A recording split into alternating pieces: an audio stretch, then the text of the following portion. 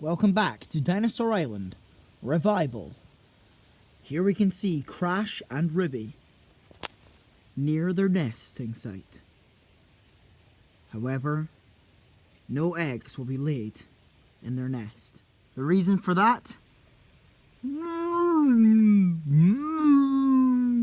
is a herd of migrating stegosaurs that have come down from the north on their annual migration. The area is too dangerous now for Crash and Ruby to have their eggs. So, they will have to wait. But until then, they can still preoccupy themselves with hunting. Elsewhere in the south, we can see a hungry Matthew looking for food.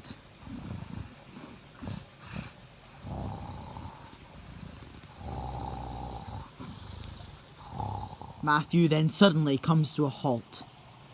He spotted something in the nearby grass, and he watches it, and it watches back.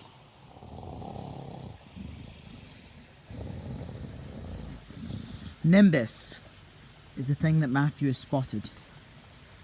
The two apex predators look at each other from across the plains.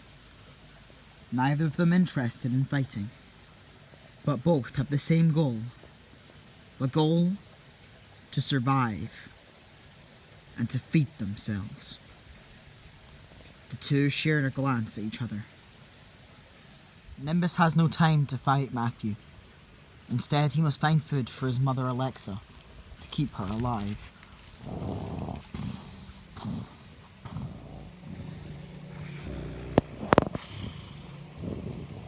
Matthew walks off to search elsewhere for food. Little does Matthew know that nearby something is searching for him.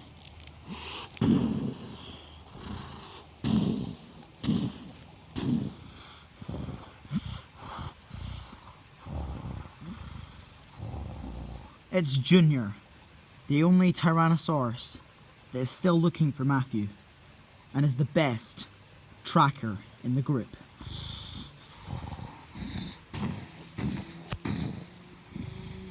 He has picked up his grandson's scent. He's getting close.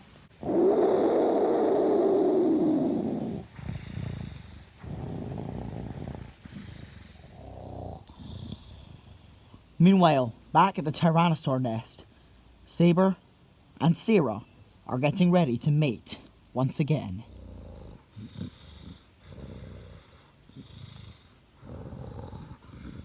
Saber is still unaware that Tyrant and Sarah are mating behind his back. All he wants is more offspring, especially now that his only son has gone missing. The two go off into the bushes.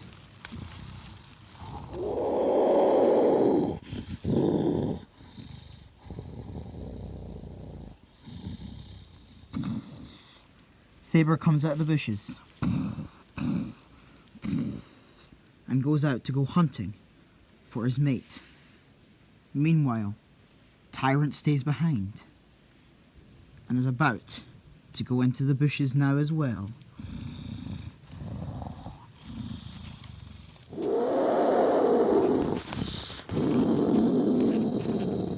This back and forth mating between the two males has been going on for about a week now. Neither one of them wanting to give up. The only difference is Tyrant knows about Saber, but Saber doesn't know about Tyrant.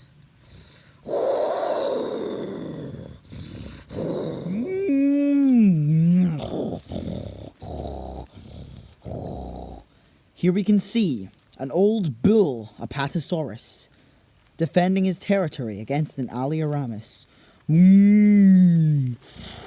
The Apatosaurus swings round, his whip-like tail flying back and forth.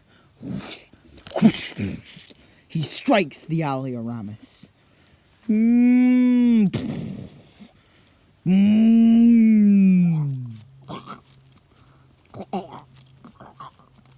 The Alioramus has been killed by the Apatosaurus. This bull Apatosaurus has been defending this territory for 50 years now, and he has never lost a fight. He is the strongest herbivore in the vicinity. The bull Apatosaurus spots something. A little Deltadromeus looking at the Alioramus' corpse. The Apatosaurus does not want him here.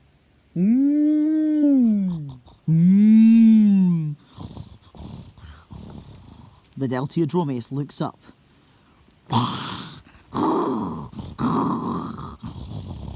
It calls to something.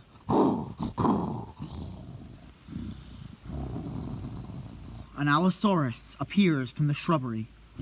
Then suddenly, a Cryolophosaurus appears as well. Then a Lythronax. Then a Monolophosaurus appears. Then an Albertosaurus appears from behind the Apatosaurus. Then finally, a Eutyrannus appears from the shrubbery. It would seem that this pack is the scavengers.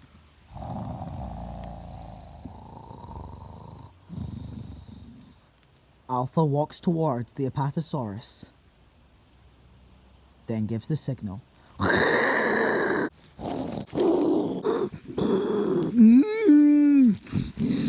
Suddenly the scavengers engulf the bull Apatosaurus. The Apatosaurus manages to knock some of the scavengers down, but more are biting at his rear.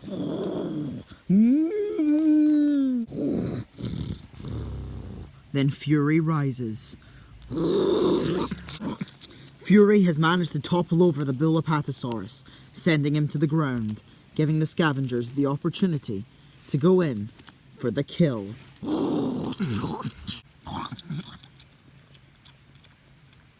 The bull Apatosaurus is dead, and now the scavengers dig in to their prize.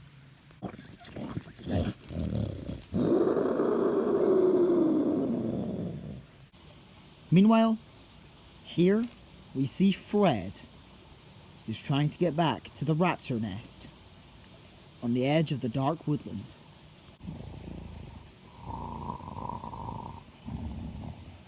But little does he know something is watching him. A Guanlong watches from the other side of the log and is about to pounce on the unaware Fred. The Guanlong gets ready to pounce.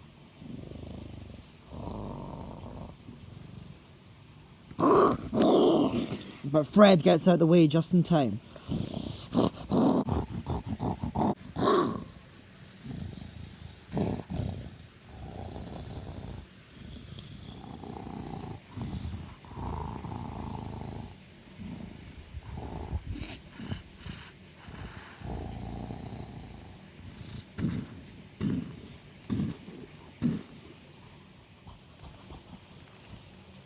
Fred managed to escape the Guanlong, but barely.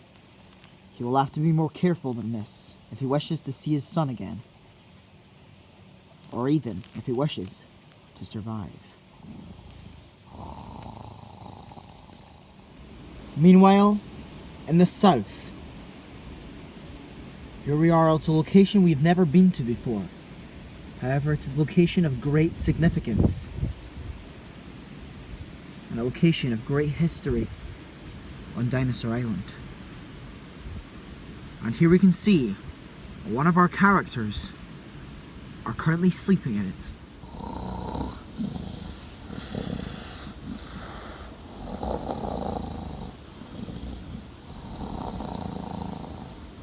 Red Sail awakens in his new home. At least for now. He's been camping out in this new location for about a week, waiting for his prey to arrive.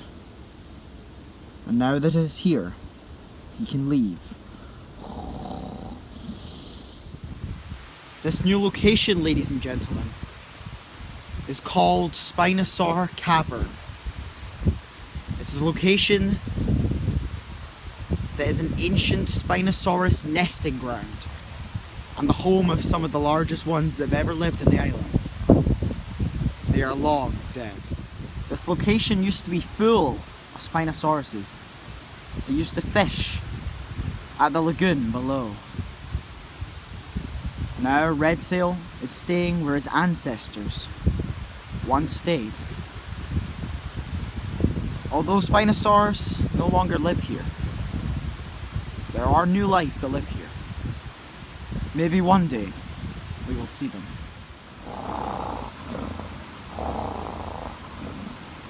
Red Sail is now about to leave his ancestral home to go hunting for his prey.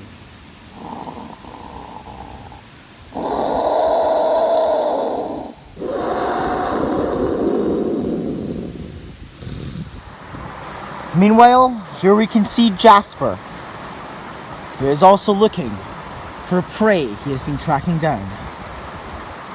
Jasper, about 20 years ago, had a family, a mate, and about 10 offspring. They were all killed by one predator, the same predator that cost him grief over 50 years ago as well. The Kronosaurus from Dinosaur Island Season 1 now lives here in the lagoon.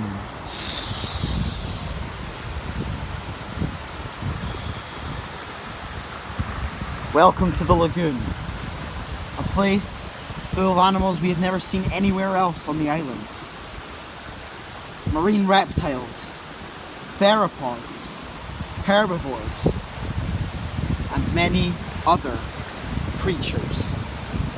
But Jasper is here just for one. Lagoon has a huge fishing community of animals, such as this Tanistropheus and that Hesperornis. There are also species of dinosaur that fish together as well. They sort of coexist with each other, such as Suchomimus, Irritator, and Machikosaurus, that all seem to find good fishing spots and fish together. There are also carnivores and herbivores that live around the lagoon as well, such as Lilian sternus and also Plateosaurus. There is also a large abundance of crocodiles, such as Sarcosuchus, who wait on the water's edge or inside the water for their prey. Even in small rivers that lead to the lagoon, some huge life live there as well, such as Dunkleosteus, which we can see searching for food.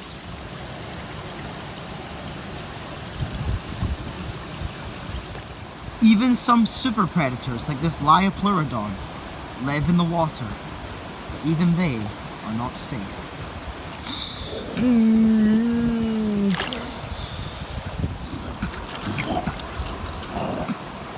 The Kronosaurus from Season 1 has now appeared and has killed the juvenile Liopleurodon. He eats him in the shallows. This is a very risky time for the Kronosaurus to be in the shallows. An animal of this size may get trapped here if the water levels rise or decrease. This is why the juvenile Liopleurodon thought he was safe. He's a good enough size to live here. But if you can do it right, the food will come in their masses. And that is what this Kronosaurus has mastered doing. However, something else has caught the Kronosaur's eye. Jasper. And trust me, he intends for the Kronosaur to come for him. Jasper turns around, making himself even more vulnerable to the Kronosaur. A better lure for his fairly dim-witted prey. And it doesn't take long for the Kronosaurus to take the bait.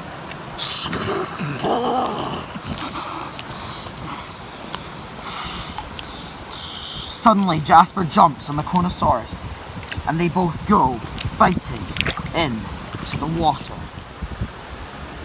Both of the predators have now been completely submerged in the water. Our cameras cannot detect what is happening, but we fear for both of the animals.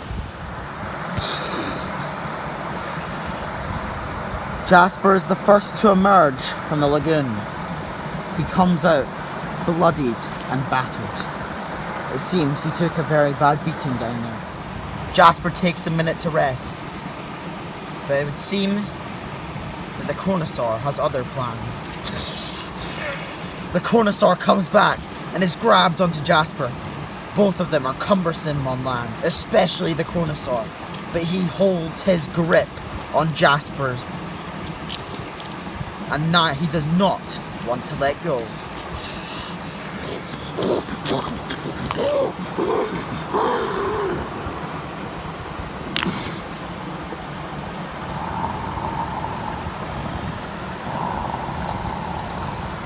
Red Sail has killed the Kronosaurus and has saved Jasper's life. Jasper then turns to Red Sail.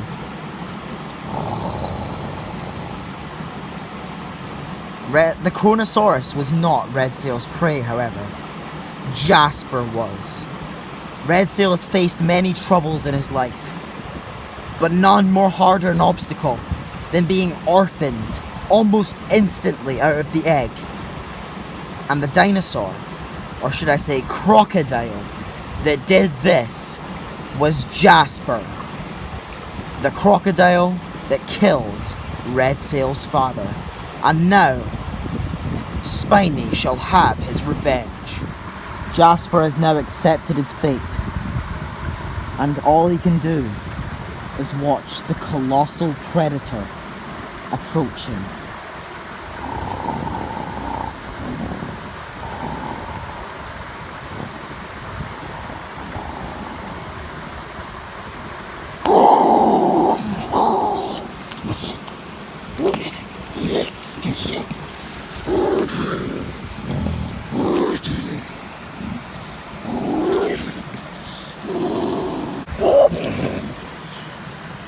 Red Sail has now flipped Jasper over and comes in for the killing blow.